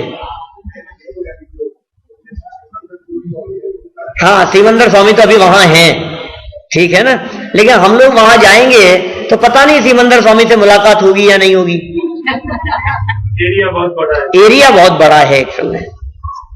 मैं इसको, समय बहुत सीमित है, नहीं तो मैं इसको बहुत अच्छे से जब इस चीज को समझाता हूं तो वो दिमाग से पूरी बात क्लियर हो जाती है। अपन ने शायद 2 साल पहले टोरंटो में लिया था, तो वहां शायद अपन ने ये बात क्लियर की होगी, है ना। हमें ऐसे लगता है कि विदेश क्षेत्र माने मोक्ष। आपको ऐसा लग रहा है विदेश क्षेत्र मतलब मोक्ष? अरे विदेश क्षेत्र का कोई एरिया ऐसा नहीं है सुरेश भाई जहां हमने जन्म नहीं लिया हो। भूल गए क्षेत्र परावर्तन? क्षेत्र परावर्तन में विदेश क्षेत्र के प्रदेश प्रदेश पर हमने जन्म लिया है। विदेश क्षेत्र का कोई एरिया ऐसा नहीं है जहां हमारा जन्म नहीं हुआ हो।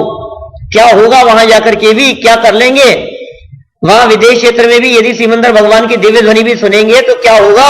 कल्याण तो हमें अपने पुरुषार्थ से ही करना पड़ेगा। वो कुछ नहीं कर देंगे वहां, उससे कुछ नहीं होगा। व्यक्तिगत पुरुषार्थ से ही काम चलता है, उधार की बुद्धि से काम नहीं चलता, अपनी बुद्धि से ही काम होता है। क्या हम काम नहीं चला सकते?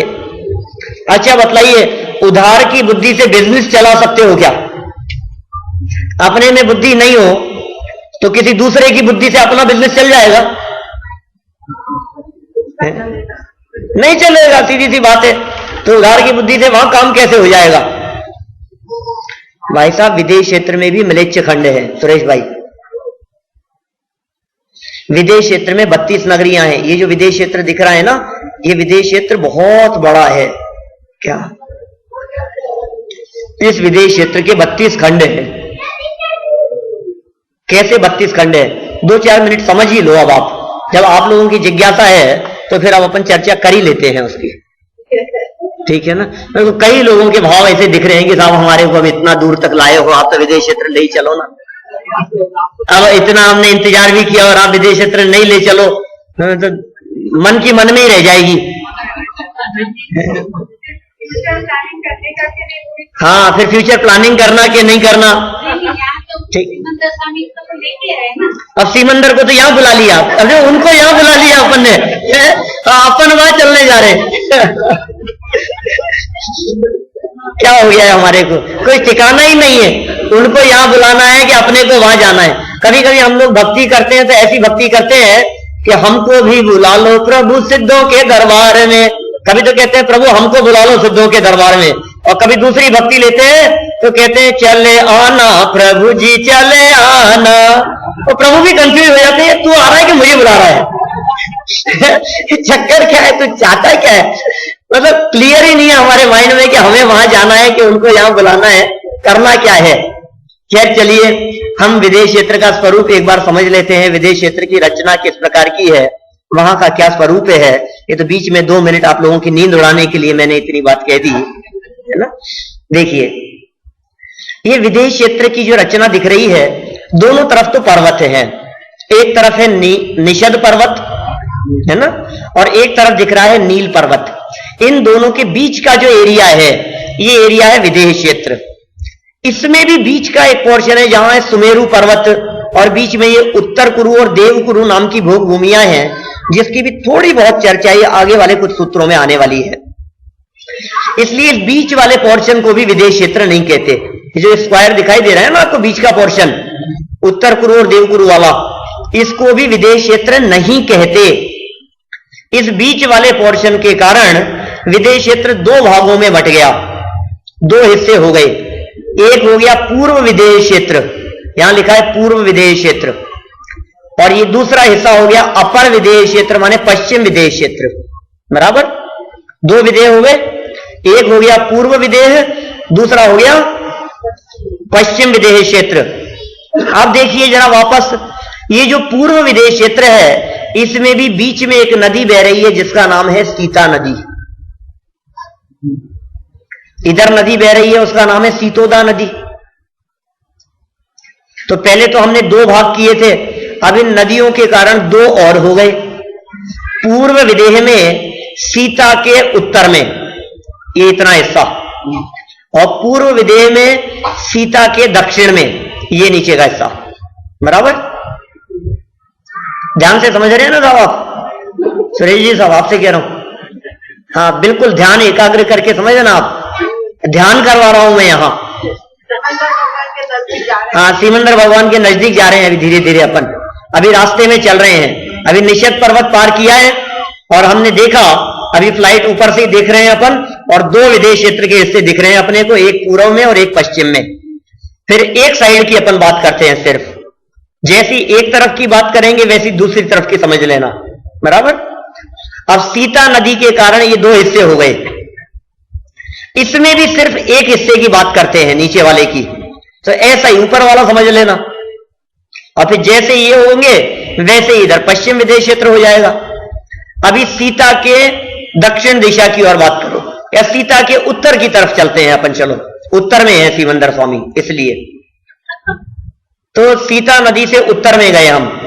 यहां क्या दिखाई दे रहा है हमारे को, ये जो पूरा पोर्शन है सीता नदी, और उधर सामने दिख रहा है नील पर्वत, और ये है बाउंड्री, इधर है राइट साइड में लवण समुद्र बाहर, इस बाउंड्री के बाहर निकलेंगे तो मिलेगा लवण समुद्र। और इस साइड में यदि अपन जाते हैं तो यहां आएंगे हमारे भद्रसाल वन,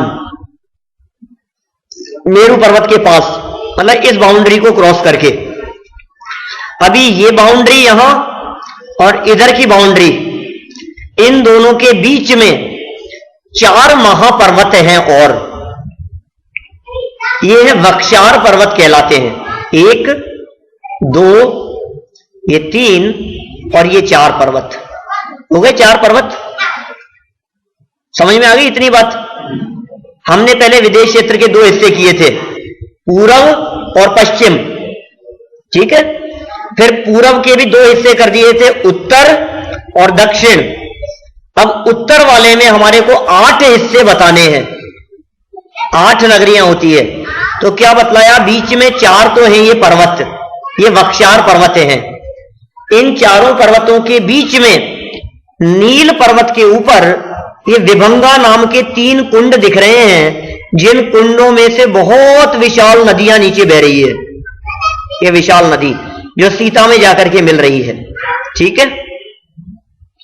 एक ये यहां आ गई इस कुंड में से, फिर ये एक आगे वाले पर्वत से, मतलब आगे वाले 2 पर्वतों के बीच में एक और विभंगा नाम की नदी, ये भी सीता में जाकर के मिल गई। तो 4 तो पर्वत और 3 विभंगा महानदियां, इनके कारण ये हिस्से 8 भागों में बट गए। कर सकते हैं काउंटिंग, देखो 1 नंबर, फिर पर्वत के बाद में और नदी के पहले, विभंगा के पहले ये दूसरा, फिर इसके बाद ये 3, फिर ये 4, फिर ये 5, फिर ये 6, फिर ये विभंगा के बाद में 7, और फिर वक्षार के बाद में ये 8। बराबर हो गए, 8 खंड हो गए। किसी को दिक्कत तो नहीं है इन 8 खंडों में? बोलिए। हाँ, पूछना तो नहीं है ना, आप हाथ ऊंचा कर रहे थे इसलिए मुझे ऐसा लगा। कोई बात, मैंने तो नहीं करवाया आपका हाथ ऊंचा। देखिए 8 हो गए।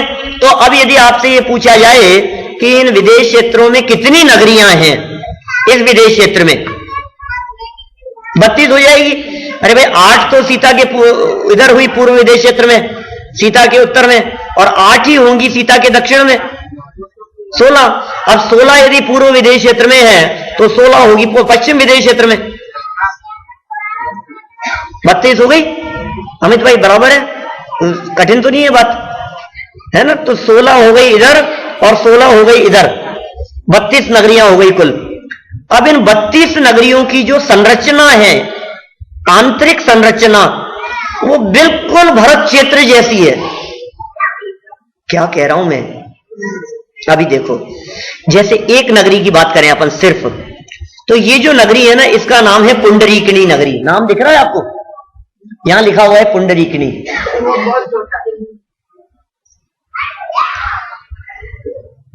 यहां से चालू है कच्छा, महाकच्छा, सुकच्छा, पच्चिकावती है, फिर आवर्ता, लांगलावर्ता, पुष्कलावती है इसका नाम, है ना। अभी ये जो नगरी है 8 नंबर की ये नगरी है, इसमें भी बीच में तो विजयार्ध पर्वत जैसे भरत क्षेत्र में बतलाया था, यहां बतलाया था ना जैसे विजयार्ध पर्वत भरत के बीच में, और 2 बतलाई थी नदियां, गंगा और सिंधु, और बीच में था पर्वत, तो 6 खंड हो गए थे। एक आर्य और 5 म्लेच्छ, याद है ना आप सभी को। इसी तरह से यहां भी सभी के बीच में, सभी नगरियों के बीच में एक विजयार्ध पर्वत है और 5 खंड अलग और बीच में एक खंड अलग। विजयार्ध पर्वत और 2 नदियां और छोटी बह रही हैं बीच में। 2 नदियां और एक विजयार्ध के कारण 6 हिस्से हो गए एक नगरी के। क्या कहा चारों आंटी, क्या कहा? देखिए, ये था यहां पर्वत जिसका नाम था वक्षार। सिर्फ एक नगरी, बहुत ध्यान से देखने का प्रयास करना, पूरी बात समझ में आएगी और फिर आगे जहां ले चलना चाहता हूं वहां आप चल पाएंगे। पता तो हो अपने को, जहां जाना होता है वहां का परिचय पहले लिया जाता है, ये नियम है। आप कहीं भी का भी टिकट ऐसे ही नहीं कटवा लेते हैं जहां का परिचय ही नहीं हो। विंडो पे जाके कहते हैं भैया टिकट दे देना, कि कहां का? अरे कहीं का भी दे दो यार, हमें तो जाना है। ऐसा होता है। पहले उसका एटलस देखते हैं, पूरा देखते हैं कहां कहां रुकने की व्यवस्था है, क्या है, मौसम कैसा है, वहां का वातावरण कैसा है, सब तरह की वहां से जानकारी लेते हैं। ये देखिए आप, वक्षार पर्वत, उसके बीच का क्षेत्र जिसमें एक विजयार्ध इस तरह से पूर्व पश्चिम और ऊपर से बह रही है ये 2 बारीक बारीक नदियां। तो 2 नदियां और एक विजयार्ध के कारण ये 6 खंड हो गए इसके, इस नगरी के। और इन 6 खंडों में से 5 खंड का नाम है म्लेच्छ खंड और एक खंड है वो है आर्य खंड। क्या कहा मैंने?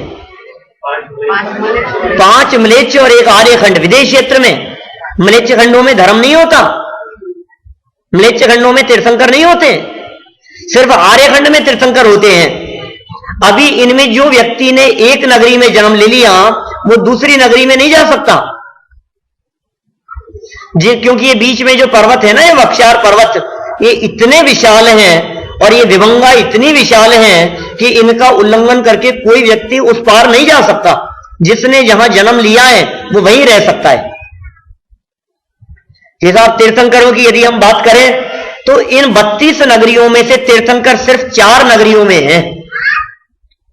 सुरेश भाई, 32 नगरियों में से 4 में तीर्थंकर हैं। अब अभी यहां से अपन ने तो विदेश का टिकट कटा लिया था, अब हमको क्या पता कि वहां जाए तो सिकंदर से मुलाकात ही नहीं हुए। आप कल्पना करें हम यहां से विदेश क्षेत्र जा रहे हैं, 32 नगरियां हैं, एक एक नगरी के 6-6 खंड है। सुरेश भाई, 32 नगरियां, 32 में से एक एक के 6-6 खंड, तो कुल कितने खंड हो गए? 192। ठीक है, 192 में से तीर्थंकर सिर्फ 4 नगरियों में है, 4 खंडों में है, 188 में नहीं है।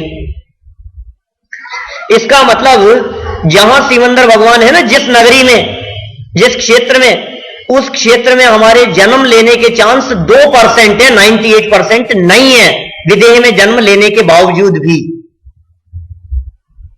क्योंकि 192 में 4 तीर्थंकर। हाँ बोलिए बोलिए। काल तो चौथा ही है, काल से क्या फर्क पड़ता है? तो काल से तीर्थंकर थोड़ी ना होते हैं। हाँ क्यों नहीं होते, होते हैं। चलिए अभी क्या बात कही मैंने? सिर्फ 4। अब आप ये कह सकते हो अजय साहब देखो हम भावना भा रहे हैं और अच्छे भावों से यदि हम जाएंगे तो हम ऐसे नगरियों में क्यों जन्म लेंगे जहां तीर्थंकर नहीं है? हम तो उसी खंड में जाएंगे ना जिस जगह पर तीर्थंकर है। तो हमने कहा वहां भी 5 म्लेच्छ और एक आर्य खंड है, गलती से म्लेच्छ में जन्म ले लिया तो वही हो गया, यहां से भी बदतर स्थिति हो गई। यहां तो कम से कम आर्य खंड में तो है, वहां म्लेच्छ खंड में चले जाएंगे, वहां धर्म बिल्कुल नहीं है। फिर आप कह सकते हैं देखो पंडित जी अब हम तो भावना भा रहे हैं, पर जब हम भावना और कल्पना में ही जा रहे हैं तो आप म्लेच्छ क्यों बीच में लाते हो? हम आर्य खंड में जन्म लेंगे ना। ठीक है साहब, जैसी आपकी मर्जी, आर्य खंड में जन्म ले लो, या अब तो बराबर है। अब तो जिस खंड में तीर्थंकर सिमंदर स्वामी मौजूद हैं, जिस खंड में सिमंदर स्वामी का समोच्च चरण लगा हुआ है, उसमें ही जन्म हो जाएगा कि हाँ बिल्कुल उसी में जन्म हो गया। एक बात बतलाइए, वो खंड भी इतना बड़ा है जैसे अपना भरत क्षेत्र का आर्य खंड। क्या अभी यदि आपसे ये कहा जाए कि जापान में किसी तीर्थंकर का समोच्च चरण लगा हुआ है, क्या कौन कौन चल रहा है? और फिर समूह शरण तो परमानेंट रहते हैं, वो तो हजारों लाखों वर्षों तक रहते हैं, चलता है वहां। कौन कौन चलेगा भैया? चल रहा है यहां से काम धाम छोड़ करके उधर, बोलो चलेंगे आप लोग? किसके पास फुर्सत है? और कौन छोड़ना चाहता है? क्योंकि वहां विदेश क्षेत्र के अंदर भी बिजनेस करते हैं, वहां भी सर्विस करते हैं, वहां भी खाते पीते हैं, बनाते हैं, परिवार के साथ में रहते हैं। विदेश क्षेत्र में मतलब जैसा अपन लोग नॉर्मल लाइफ जीते हैं, इसी तरह से विदेश क्षेत्र के लोगों में भी होता है। तो कहां से समय निकालोगे आप? जिनको यहां मंदिर आने की फुर्सत नहीं है, उनको वहां कहां फुर्सत मिल जाएगी सिमंदर भगवान के पास जाने की? बोलो फिर क्या होगा? वहां भी तो सुरेश भाई, प्रतिभा जी यदि साथ में होंगी, प्रमिला जी, तो क्या होगा बताओ मेरे को? वो डिले करेंगी, फिर आप कहोगे इतना लेट तो हो गया, अब कौन जाए दिव्य ध्वनि सुनने? मुसीबत हो जाएगी। कैसे होगी साहब? आपकी तो नहीं है इच्छा जाने की? क्या है आपकी भी? साथ में जाना है कि अकेले जाना है आपको? बोलिए तो सही। कंफ्यूजन है अभी, ये सोच रहे हैं पहले पूरा सुन तो लूं, पता नहीं क्या बतलाएंगे आगे। फंसना नहीं है अभी। अभी देखिए, उस नगरी में भी यदि हमने जन्म ले लिया तो परिणाम कहां से लाएंगे आप जाने का? ये परिणाम तो हमारे, ये तो हर व्यक्ति के परिणाम है ना। आज आपको यहां पता लग गया, मान लीजिए अपने यहां वेदी प्रतिष्ठा का आयोजन है, आपके यहां कितना जैन समाज होगा और उसमें से कितने लोग यहां आए? यद्यपि होंगे 200-250 से ज्यादा लोग थे यहां, 250 से ज्यादा थे, शायद 300 लोगों का खाना बनवाया था, 300-350 लोग, जो भी जितनी भी संख्या थी। लेकिन जैन तो और बहुत ज्यादा है ना, क्या 200-250 तो नहीं आए? तो कितने लोग आ सकते हैं ये बतलाइए? कितने लोगों के ऐसे भाव होंगे सुनने के लिए जाने के? नहीं होंगे भाव, कहां से लाएंगे आप? फिर आप कहो साहब देखो हम तो यहीं से भाव बना करके जा रहे हैं, तो वहां भाव कैसे नहीं होंगे? कि चलो ठीक है भाव हो भी गए, तो आपको क्या लगता है सिमंदर भगवान वहां से समूह शरण से उतर करके आएंगे? आइए सुरेश भाई, आप भरत क्षेत्र से आए हो, स्वागत है आपका, मैं आपको आत्मा दिखाता हूं, ऐसा कुछ होगा? उनकी दिव्य ध्वनि तो अपने आप चल रही होगी। आपको उस दिव्य ध्वनि के माध्यम से अपने आत्मा का कल्याण स्वयं करना पड़ेगा, और उससे भी क्या हो जाएगा? अनेक बार दिव्य ध्वनि सुनकर के आया है। एक और मार्मिक बात कह दूं यहां बीच में ही, यहां से मर करके विदेश क्षेत्र जाने वाले लोग नियम से मिथ्या दृष्टि होते हैं। सम्यक दृष्टि जी विदेश क्षेत्र में जन्म नहीं लेते, इसलिए विदेश क्षेत्र में जाकर के जन्म लेने की भावना, इसका मतलब मिथ्या दृष्टि बने रहने की भावना है।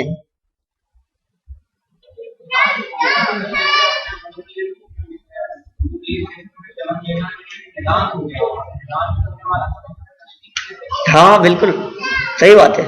यदि वो निदान बंद करके, निदान तो वैसे भी माया मिथ्यात्व निदान, ये सब मिथ्यात्वियों की दशा में ही चलते हैं ये सब। तो मेरा कहने का मतलब ये बहुत मुश्किल है। फिर भी आप ये कह दो अजी रहने दो जी, सम्यक दर्शन क्या हो गया? सम्यक दर्शन का क्या करेंगे? वहां जाके सम्यक दर्शन भी ले लेंगे, मुनि भी बन जाएंगे और मोक्ष भी चले जाएंगे, सब कुछ तो है फैसिलिटी वहां, तो क्या करेंगे? थोड़े से सम्यक दर्शन के लोग में विदेह का चांस क्यों छोड़े अपन? बोलो, नहीं चाहिए सम्यक दर्शन, वहीं जाके ले लेंगे और वहीं से मोक्ष चले जाएंगे। लेकिन वो भी तो संभव नहीं है। क्यों? क्योंकि भरत क्षेत्र से अभी इस पंचम काल से यहां से मरकर विदेश क्षेत्र में जाकर मोक्ष जाने वालों की संख्या सिर्फ शास्त्रों में 123 और दूसरे प्रमाण से 127 कही है। सिर्फ 127 लोग ऐसे हो सकते हैं मैक्सिमम, जो इस पंचम काल में यहां से मरकर के विदेश क्षेत्र जाएंगे और वहां जाकर के मोक्ष चले जाएंगे। आप कह सकते हैं, अतुल भाई कहेंगे 127 तो बहुत हो गई, हम तो सब कर लेंगे, एडजस्ट कर लेंगे 127 में। तो 127 में तो क्या है? बोली लगा देंगे, बोली लगा देंगे और सीरियल से निकाल लेंगे, उसमें क्या है? लिस्ट बना लेंगे, किसी को कुछ काम होगा, किसी को कोई परेशानी होगी, सभी थोड़ी ना तैयार हो जाएंगे आने के लिए। लेकिन भैया 127 तो कहा है, उन 127 का भी पूरा कैलकुलेशन है। 3-3 हजार वर्ष के हिसाब से उनमें आधे आधे का कैलकुलेशन है पूरा। जैसे 21,000 वर्ष का पंचम काल है, उस 21,000 वर्ष के पंचम काल में पहले 3,000 वर्ष में 64 जीव जाएंगे।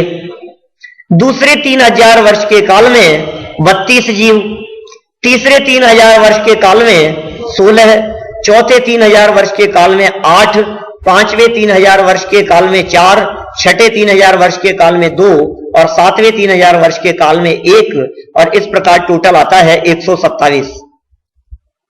और जहां 16 कहे थे उसकी जगह पर 12 भी मिलता है तो वो 123 हो जाता है वो प्रमाण।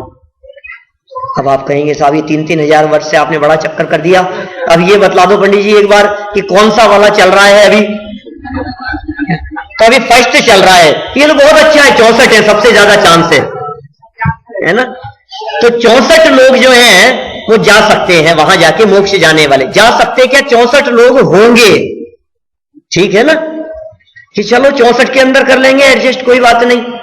लेकिन एक समस्या है थोड़ी सी, अनंत भाई क्या दिक्कत है कि ये 3000 वर्ष के काल में है, जिसमें से 2500 वर्ष तो निकल गए, तो मुझे लगता है 64 में से 50-55 तो जा चुके होंगे। 64 भी हो सकते हैं, नहीं 3000 वर्ष का काल है ना, और 2500 वर्ष तो निकल गए उसमें से, तो 50-55 तो जा चुके। कि कोई बात नहीं जी 10 में एडजस्ट कर लेंगे, तो भी अभी 500 साल का काल और बाकी है। तो हमारे जीते जी यदि थोड़ा बहुत एवरेज लेवल पे यदि अपन बात करें तो 1 या 2 व्यक्तियों को चांस मिलेगा यहां से विदेश जाकर के मोक्ष जाने वालों में। अब एक में यदि अपना नाम रखूं और दूसरा सुरेश जी लिखवाएं तो औरों का तो चांस ही नहीं आएगा, क्या? तो ये तो उचित नहीं होगा। अब जो 1 और 2 मुश्किल से जो वहां जाके मोक्ष जाएंगे, अब उनमें भी जो है वो यहां सिर्फ डलास वालों को ही चांस मिले, अमेरिका वालों को ही है, इंडिया में सब जो लोग इतने सब एक से एक त्यागी तपस्वी बड़े बड़े लोग सब जो लोग बैठे हुए हैं उन सबको कोई मौका नहीं है। तो ये तो बहुत मुश्किल है साहब, ये तो है, ये तो काम चलने वाला नहीं है। ये तो विदेश क्षेत्र का तो प्रोग्राम कैंसिल करना पड़ेगा अपने को, कि जहां नंबर ही नहीं लगने के चांस हो, 99.99% जहां ऐसा दिखाई दे रहा है अपने को कि अपना कोई चांस नहीं है, तो वो तो मैं बहुत ज्यादा कह दिया, 99.9999999999 लगाते जाओ, फिर कहीं जाकर के कोई चांस, अब कहां चांस है, हमारा कोई चांस नहीं है। तो फिर क्या करें साहब, आप ही बता दो, और कोई ऑप्शन है क्या आपके पास में? कि हाँ है ना हमारे पास में ऑप्शन। ऑप्शन ये है कि हम लोग यहां से सब देवगति की प्लानिंग करें, जैसा कल सोच रहे थे अपन, क्या? क्योंकि देवगति में वहां सीटें बहुत खाली है, क्या? देवगति में अपन लोग सब चल सकते हैं। उसके लिए आपको स्वाध्याय करने का संकल्प लेना पड़ेगा, लेकिन एक छोटा सा है उसमें काम। आप यदि स्वाध्याय किया करें बराबर, क्या सही कह रहा हूं ना, वीक में 1 दिन से काम नहीं चलेगा, लेकिन कोई बात नहीं, वीक में 1 दिन शुरू करें अभी, है ना, यहां चलता है वीक में 3-4 बार तो चलता ही है, पूरे वीक चलता है ना। जिसको जिस दिन सुविधा हो वो उस दिन स्वाध्याय करे। और फिर जब मैं फिर क्या है, जब यहां आकर के देखूंगा, ऐसे ही थोड़ी ना, क्योंकि सेलेक्ट करना है देवगति के लिए भी अपने को, तो फिर जब नेक्स्ट बार जब मैं आऊंगा नेक्स्ट ईयर, क्या, तो फिर मैं देखूंगा साल भर कितने कितने लोगों ने कितना कितना स्वाध्याय किया, फिर लिस्ट बनाएंगे अपन देवगति में जाने वालों की, ठीक है।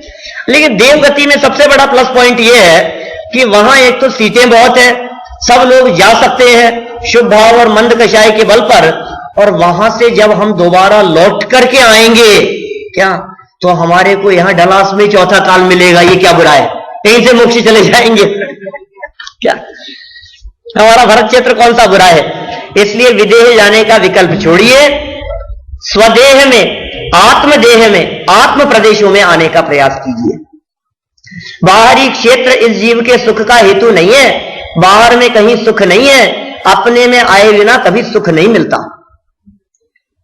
इसलिए सब तरफ से दृष्टि हटाकर, विदेश क्षेत्र से दृष्टि हटाकर हमें अपने अंदर दृष्टि केंद्रित करने का प्रयास करना चाहिए। टाइम कितना हो गया? 1.5 घंटा हो गया लगभग, हो गया।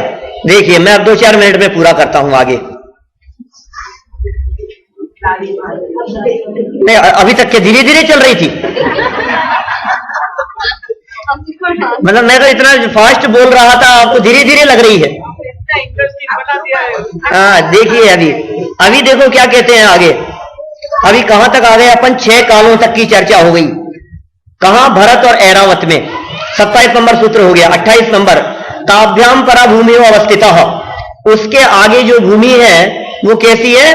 अवस्थित, उसके आगे की भूमि बिल्कुल स्थित है। फिर कहा एक त्रिपल्योपम स्थितो हेमवतक हारी वर्षक देवकुरु कहा, माने देवकुरु, बीच में जो भोग भूमि कही थी ना देवकुरु नाम की, देवकुरु और उत्तर कुरु, ये देवकुरु में 3 पल्योपम की आयु है।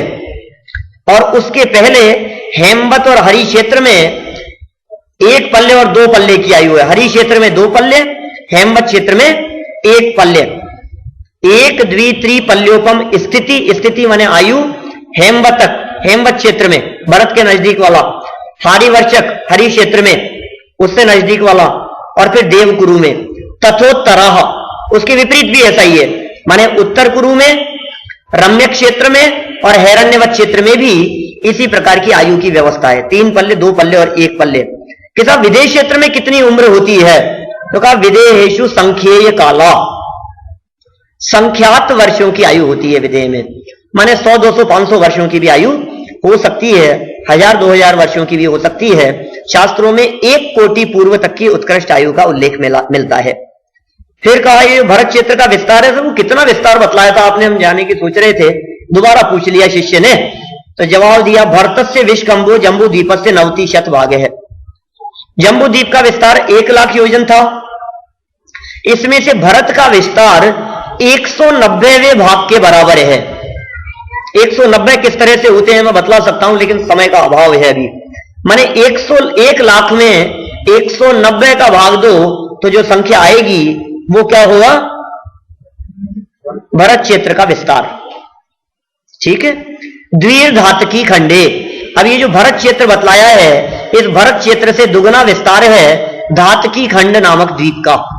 अभी तक तो हम जम्बू द्वीप में थे, और जम्बू द्वीप से बाहर निकलकर जब हम चलते हैं तो 2.5 द्वीप की रचना हमारे सामने आती है। ये जो बीच वाला था ना, ये तो था जम्बू द्वीप, यहां से यहां तक। उससे दुगना था लवण समुद्र, जिसमें मैंने विकृत दिखाए थे मनुष्य, और उससे दुगना है धातकी खंड नाम का द्वीप जो चारों तरफ है। इसमें कहा द्वीर धातकी खंडे, मतलब धातकी खंड में रचना दुगनी है। जैसे मैंने अभी जम्बू द्वीप के तीर्थंकर बतलाए, तो इन 8 में से 1 नगरी में तीर्थंकर, इसी तरह से नीचे वाली 8 में 1 तीर्थंकर, फिर इधर भी 1 और 1, ये 4 तीर्थंकर थे जम्बू द्वीप में। आपको शंका हो रही थी 20 के बारे में, तो यहां के बाहर निकले ये धातकी खंड द्वीप में 4 तीर्थंकर होंगे पूर्व धातकी में, और 4 तीर्थंकर होंगे इधर पश्चिम धातकी में। इसी तरह से बाहर निकलेंगे तो 4 तीर्थंकर होंगे आगे वाले द्वीप में अर्ध पुष्कर में, और 4 तीर्थंकर होंगे इधर अर्ध पुष्कर द्वीप के दूसरे हिस्से में। तो 4, 4, 4, 4 और 4, इस तरह से ये 20 तीर्थंकर होते हैं। इन्होंने आगे कह दिया पुष्कर आर्धे च, माने धातकी खंड तो दुगना था ही, ये जो रचना दिखाई दे रही है पुष्कर आर्ध की है। जैसी रचना धातकी खंड की है, ठीक है, उसी तरह की रचना ये पुष्करार्ध की भी है। पुष्करार्धे च प्रांग मानुषोत्तरान मनुष्या, मनुष्य इस मानुषोत्तर पर्वत तक ही रहते हैं। ये 2.5 द्वीप है, ये 2.5 द्वीप की रचना दिख रही है ना, ये मानुषोत्तर नाम का पर्वत है, ये चारों तरफ से घेरे हुए। प्रांग मानुषोत्तरान मनुष्या, मनुष्य इस मानुषोत्तर के पहले पहले ही रहते हैं। ये 45 लाख योजन का क्षेत्र होता है, एक कोने से दूसरे कोने तक, जहां मनुष्य गति के जीव रहा करते हैं। कौन कौन से मनुष्य होते हैं? तो कहा आर्या म्लेच्छाश्च, आर्य और म्लेच्छ 2 तरह के मनुष्य होते हैं। भरत ऐरावत विदेह कर्म भूम्योन्यत्र देव कुरुत्तर कुरुभ्य है। ये कर्म भूमि है भरत क्षेत्र, ऐरावत क्षेत्र और विदेश क्षेत्र, जहां कर्म करना पड़ता है, और अन्यत्र बाकी बचे हुए क्षेत्र में देवकुरु वगैरह जो हैं उनको छोड़कर ये सब कर्म भूमि, और बाकी की भोग भूमियां हैं। नृ स्थिति परावरे त्रिपल्योपमांतर मुहूर्ते, नृ स्थिति माने मनुष्यों की स्थिति, परावरे माने पर माने उत्कृष्ट, अवरे जगन्य।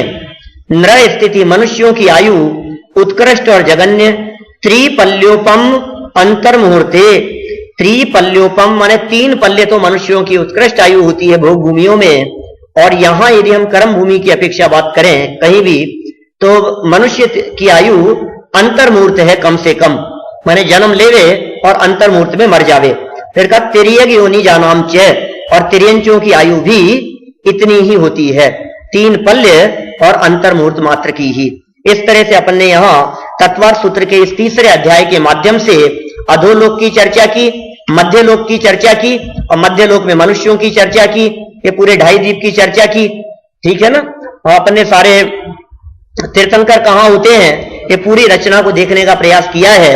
यदि हमारे को नरक में न जाना हो और बाकी क्षेत्रों में भी जगत में परिभ्रमण न करना हो, क्योंकि मध्यलोक, अधोलोक और कल जो ऊर्ध्वलोक की चर्चा की थी, यदि 3 लोक में यदि हमारी परिभ्रमण करने की भावना न होवे तो हमें आत्म कल्याण की ओर अग्रसर होना चाहिए, सम्यक दर्शन प्राप्त करने का प्रयास करना चाहिए।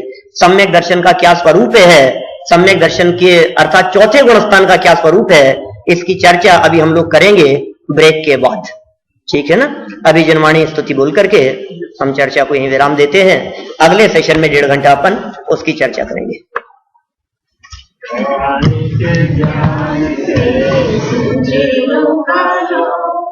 सुवाणी मस्तक नमो सदा देत हूँ धूप।